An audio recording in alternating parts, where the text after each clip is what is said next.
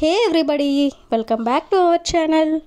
ఈరోజు వీడియోలో మనం మన డైలీ లైఫ్లో యూజ్ చేసే కొన్ని వర్డ్స్ అండ్ సెంటెన్సెస్ని ఇంగ్లీష్లో ఏ విధంగా చెప్పాలో ఈ వీడియోలో తెలుసుకుందాం.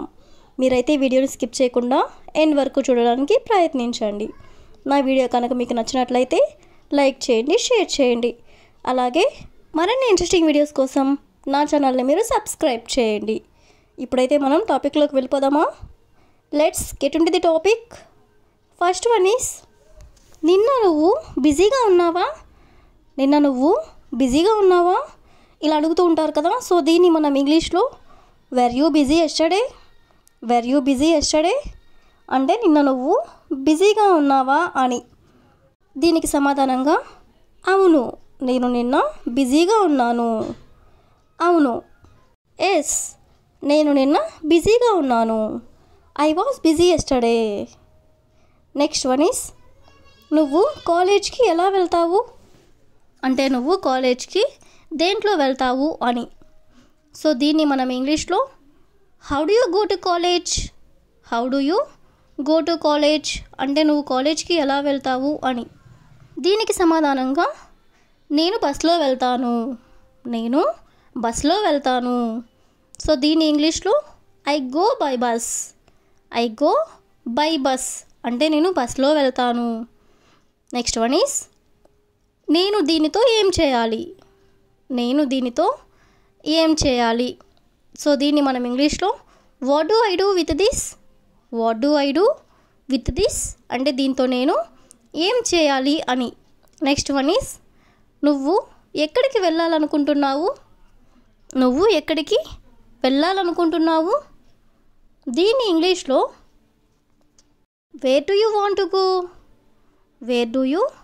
వాంట్ టు గో అంటే నువ్వు ఎక్కడికి వెళ్ళాలనుకుంటున్నావు అని. నెక్స్ట్ వన్ ఈస్, తెలుసుకొని ఏం చేస్తావు. సో దీన్ని ఇంగ్లీష్లో what will you do by knowing అంటే తెలుసుకొని ఏం చేస్తావు నువ్వు అని. నెక్స్ట్ వన్ ఈస్, కనీసం నువ్వు మాకు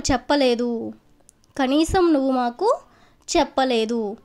సో దీన్ని ఇంగ్లీష్లో you didn't even tell us అంటే కనీసం నువ్వు మాకు చెప్పలేదు అని. నెక్స్ట్ వన్ ఈస్, నాన్న ముందు నిశ్శబ్దంగా ఉండు.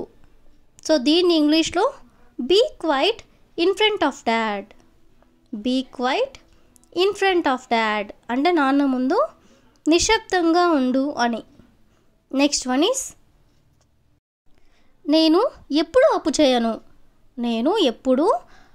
చేయను. సో దీన్ని మనం ఇంగ్లీష్లో ఐ నెవర్ బారో మనీ అంటే నేను ఎప్పుడు అప్పు చేయను అని. నెక్స్ట్ వన్ ఈస్, అతడు నన్ను బ్రతకనివ్వడం లేదు. సో ఈ సెంటెన్స్ని ఇంగ్లీష్లో he is not letting me survive అంటే బ్రతకనివ్వడం అని. అతడు నన్ను బ్రతకనివ్వడం లేదు అంటే he is not letting me survive. Next one is, మిగతావి నేను చూసుకుంటాను. సో దీన్ని మనం ఇంగ్లీష్లో I will take care of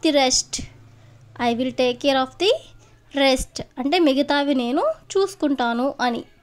next one is, నువ్వు దేని గురించి మాట్లాడుతున్నావు అని ఇలా అంటూ ఉంటారు కదా. అలాంటి సందర్భంలో మనం దీన్ని ఇంగ్లీష్లో what are you talking about అంటే నువ్వు దేని గురించి మాట్లాడుతున్నావు అని. నెక్స్ట్ వన్ ఈస్, ఇది నీది కాదు అని ఇలా అంటుంటారు కదా. సో దీన్ని ఇంగ్లీష్లో ఇట్స్ నాట్ యువర్స్ అంటే ఇది నీది కాదు అని. నెక్స్ట్ వన్ ఈస్, టైం ఎంత జనరల్గా ఇలా అంటూ ఉంటారు కదా. టైం ఎంత అని. సో దీన్ని ఇంగ్లీష్లో వాట్ ఈస్ ద టైం అంటే టైం ఎంత అని. దీన్నే మనం వాట్ టైమ్ ఈజ్ ఇట్ అంటే రెండిటికి మీనింగ్ కూడా టైం ఎంత అని. నెక్స్ట్ వన్ ఈస్, నేను డబ్బుని జాగ్రత్తగా లెక్క పెట్టాను. నేను డబ్బుని జాగ్రత్తగా లెక్క పెట్టాను. సో దీన్ని ఇంగ్లీష్లో I counted the money carefully.